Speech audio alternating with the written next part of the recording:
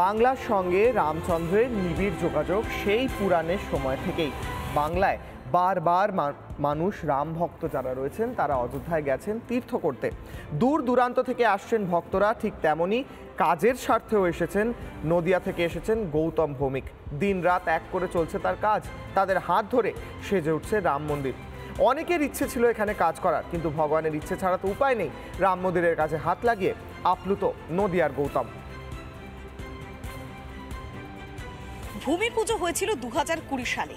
তারপর থেকে চলছে এক বৃহৎ কর্মযজ্ঞ, যে কর্মযজ্ঞের সঙ্গে যারা ওতপ্রোতভাবে সম্পর্কযুক্ত, দিনরাত এক করে যারা কাজ করছেন তাদের সঙ্গে কথা বলবো। আপনার নাম কি আর কোথায় বাড়ি আপনার? আমার নাম গৌতম ভৌমিক, আমার বাড়ি পায়রাডাঙ্গা, নদিয়া, ওয়েস্ট বেঙ্গল।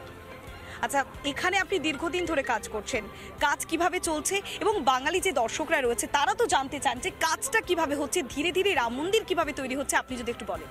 ব্যাপারটা হলো আমাদের যেখানে পিএমসি প্রজেক্ট যেভাবে আছে, প্রজেক্ট যেভাবে ধীরে ধীরে আমরা এগোচ্ছি, এখানে পাথর যেভাবে আসছে সেভাবে কাজও হচ্ছে, ইলেকট্রিক্যাল যেভাবে পাওয়ার সাপ্লাই হচ্ছে, সবই ধীরে ধীরে এগোচ্ছে কাজ।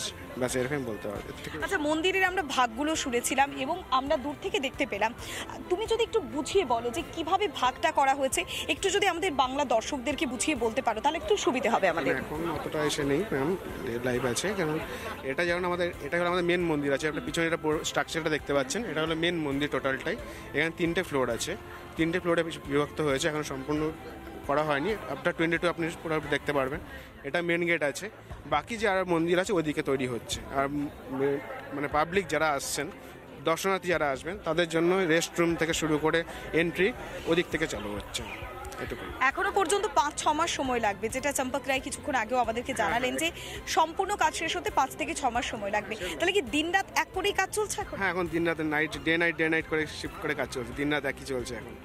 আচ্ছা, কতটা গর্ব অনুভব হচ্ছে যে এখানে রাম তার বাড়িতে ফিরছে এবং মন্দিরে অধিষ্ঠিত হবেন, সেখানে রামলালা মানে রাম এখানে ছোট্ট বালক রূপে, ছোট্ট শিশু রূপে এখানে আসছেন, সেই কর্মকাণ্ডের সঙ্গে যুক্ত থেকেছো এবং তুমি বাংলা থেকে এখানে এসেছো, এই যে অনুভূতিটা কেমন লাগছে? এটা সত্যি গর্বের অনুভূতি, কারণ সবার পক্ষে হয় না যে এই এখানে এসে কাজ করা।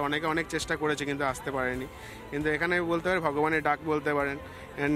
সেখানে আমার আসা হয়েছে, এখানে অনেকে ট্রাই করেছে এখানে আসার জন্য, কিন্তু ভগবানের ডাকের জন্য আমি এখানে আসতে পেরেছি, এটুকুই বলতে পারছি।